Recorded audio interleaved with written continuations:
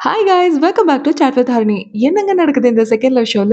Breakup ஆயிடுச்சு, இனிமே set ஆகாதுன்னு சொன்னவங்கலாம் இப்போ வழிய வழிய ரொமான்ஸ் பண்ணிக்கிட்டு இருக்காங்க. இன்னொரு ஒரு பக்கம் வெறும் ஒரே ஒரு வாரம் தான் ஆச்சு. அதுக்குள்ள உரிமை மேல உரிமை எடுத்துக்கிட்டு செஞ்சிருவேன், வச்சிருவேன்னு ஒரே மிரட்டல் அண்ட் ட்ராமா. பல சுவாரஸ்யமான விஷயங்கள் நடந்தது. ஸோ வீடியோவ ஸ்கிப் பண்ணாம பாருங்க. வீடியோக்குள்ள போறதுக்கு முன்னாடி யாரெல்லாம் என்னோட சேனல சப்ஸ்கிரைப் பண்ணலையோ சப்ஸ்கிரைப் பண்ணிக்கோங்க. பிரியங்கா, வெக்கே 2 பேரும் சேருவாங்களா, மாட்டாங்களா? அப்படின்ற சஸ்பென்ஸ்லயே 2, 3 எபிசோடு ஓடுது. இன்னைக்கு கூட உன்னோட ஃப்ரெண்ட் செந்தூரி சொல்றத தானே கேட்கிற? அவளால தானே என்கிட்ட பேசல, அப்படி இப்படின்னு சொல்லி பிரியங்கா ரொம்பவே வருத்தப்பட்டுக்கிட்டு இருந்தாங்க. அது பார்க்க எனக்கு சண்டை மாரி தான் இருந்தது. இருந்தாலும் உடனே வெக்கை சமாதானப்படுத்தினாரு பாருங்க. இனிமேல் அப்படி சொல்ற அளவுக்குலாம் ஃப்ரெண்ட்ஸுக்குலாம் இடமே தரமாட்டேன் அப்படின்னு ரொம்பவே ஸ்ட்ராங்கா சொல்லிக்கிட்டு இருந்தாரு. இந்த கூத்து எத்தன நாளைக்குன்னு தெரியல. இன்னொன்னு ஒரு பக்கம் தினேஷ் வீணா கிட்ட புதிர் போட்டுக்கிட்டு இருந்தாரு. உன்கிட்ட ஒண்ணு சொல்லணும். ஆனா இப்போ இல்ல அப்படின்னு சொல்லி ரொம்பவே விளையாடிக்கிட்டு இருந்தாரு. பார்க்க ரொமான்டிக்கா இருந்துச்சு. அடுத்து நம்ம ஸ்ருதிகா வந்துட்டாங்க. சும்மாலாம் இல்லங்க. ஒரு ஹெவி பெர்ஃபார்மன்ஸ் டாஸ்க்கோட தான் வந்தாங்க. என்ன டாஸ்க்னா, ஸ்ருதிகா சொல்ற ஒரு ஸ்கிரிப்ட், அதாவது ஒரு சிச்சுவேஷன குடுத்துருவாங்க. அதுக்கு ஏத்தா மாதிரி இவங்க பெர்ஃபார்மன்ஸ் பண்ணி காட்டணும். தினேஷ், வீணா தான் ஃபர்ஸ்ட்டு வந்தது. அவங்களுக்கு குடுத்த சிச்சுவேஷன் பொசெசிவ்னஸ், லவ் அப்படின்ற ஒரு கான்செப்ட் தான் நடிச்சு காட்டுனாங்க. பிராவோ, செந்தூரி இவங்க 2 பேருக்கும் சீட்டிங் கான்செப்ட். ஆனா பிரியங்கா, விக்கிக்கு பிரேக்கப் டூ பேட்ச் அப் கான்செப்ட்ட குடுத்தாங்க பாருங்க. அடே என்னடா இது! இவங்களுக்கு மட்டும் சூழ்நிலைக்கு ஏத்தா மாதிரி கான்செப்ட் குடுத்து, அவங்கள கனெக்ட் பண்ண வைக்கிறீங்களாடா! சிறப்பு! நல்லா மாமா வேல பார்க்குறீங்களேடா! அப்படின்ற மாரி தான் இருந்துச்சு. இவங்களும் நடிக்கிறேன்னு சொல்லிட்டு பிரியங்கா, வெக்கே 2 பேரும் அந்த பெர்ஃபார்மன்ஸ்லயே வாழ்ந்துட்டாங்கப்பா. அவ்ளோ ரியாலிட்டியா, அவ்ளோ ரொமான்டிக்கா இருந்துச்சு அவங்களோட பெர்ஃபார்மன்ஸ். அப்புறம் ரெக்ஸ், மோனிஷா பிராக்டிகாலிட்டி, அதுக்கப்புறம் ரிலேஷன்ஷிப் அப்படின்ற கான்செப்ட்ல பெர்ஃபார்ம் பண்ணாங்க. இது ஒரு சீரியஸான கான்செப்ட்.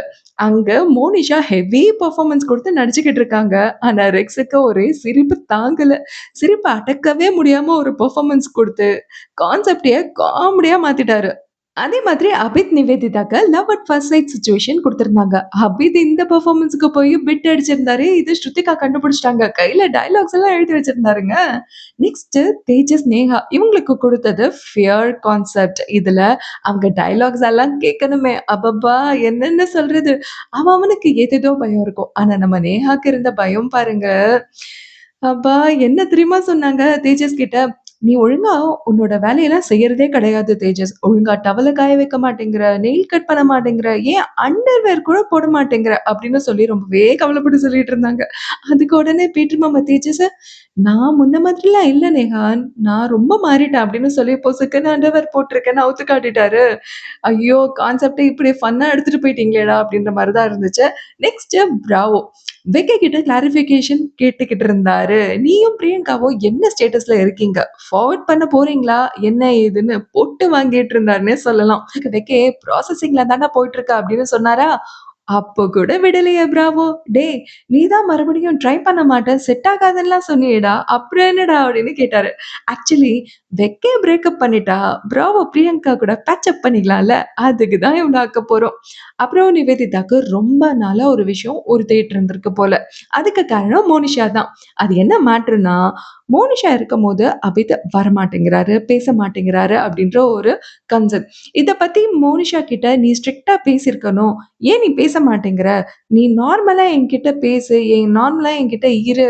அவ என்ன கிண்டல் பண்ணா பண்ணிட்டு போட்டும் அப்படின்னு ரொம்பவே கோவப்பட்டு கத்திக்கிட்டு இருந்தாங்க நிவேதிதா. அபித்துக்கு உடனே ஒரு டவுட் வந்துருச்சுங்க. இவ ஏன் இப்படி பேசுறா? ரொம்ப டிமாண்ட் பண்ற மாதிரி தெரியுதே! ஒரு வாரம் தானே ஆச்சு. அதுக்குள்ள இவ்ளோ டிமாண்டிங்கா? அப்படின்னு ரொம்பவே ஃபீல் பண்ணி லிட்டரலா பொலம்பிக்கிட்டு இருந்தாரு தினேஷ் கிட்ட. உடனே தினேஷ் அபித் கிட்ட டிமாண்டிங்கா தான் தெரியுது. பட் அது ஒரு வேள எனக்கானவன் அப்படின்ற அந்த உரிமையில அவங்க வந்து நீ பேசணும்னு நினைக்கிறாங்களோ அப்படின்ற மாதிரி சொல்லி சமாளிச்சாரு. இருந்தாலும் அபிதுக்கு மனசே கேட்கலங்க. நிவேதிதாவோட லாங்குவேஜ் வந்து ஒரு மாதிரி இருக்கு. செஞ்சுடுவேன், வச்சுடுவேன்ற மாதிரிலாம் பேசுறா அப்படின்னு சொல்லி ரொம்பவே ஃபீல் பண்ணி சொல்லிக்கிட்டு இருந்தாரு. ஆனா இப்படிலாம் ஃபீல் பண்ணிட்டு நிவேதிதா கூட மறுநாளே டேட்டிங் பண்ற மாதிரி நமக்கு காட்டுனாங்க. என்னடா உங்களலாம் புரிஞ்சுக்கவே முடியலையேடா அப்படின்ற மாரி தான் இருந்துச்சு. ஆனாலும் எனக்கு ஒரு டவுட் இருந்தது. ஏன்னா எல்லாரும் அந்த பெர்ஃபார்மன்ஸ் பண்ணியிருந்த ட்ரெஸ்ஸ தான் டேட்டிங்லயும் போட்டிருந்தாங்க. ஒருவேளை இது எடிட்டிங் மிஸ்டேக்கா? இல்ல இதுக்கு பேர் தான் லவ் இஸ் பிளைண்ட் போலயோ என்னமோ! ஏன்னா சிறந்த எக்ஸாம்பிளா இருக்கிறது நம்ம வீட்ல பெக்கே, பிரியங்கா. இவங்கக்குள்ளயே பார்த்தீங்கன்னா, நடக்காத மோதல் இல்ல, சண்டை இல்ல. இப்போ வழிஞ்சு, கொழஞ்சு ரொமான்டிக்கு, டேட்டிங்லாம் பண்ணிக்கிட்டு இருந்தாங்க. எனிவேஸ் இன்னைக்கு எபிசோட் செம்மையா போச்சு. நாளைக்கு இன்னும் என்னலாம் நடக்க போகுது அப்படின்றத பொறுத்திருந்து பார்க்கலாம். அதுக்கு முன்னாடி மறக்காம சேனல சப்ஸ்கிரைப் பண்ணி சப்போர்ட் பண்ணுங்க. இந்த வீடியோ பிடிச்சிருந்தா லைக் பண்ணி ஷேர் பண்ணுங்க.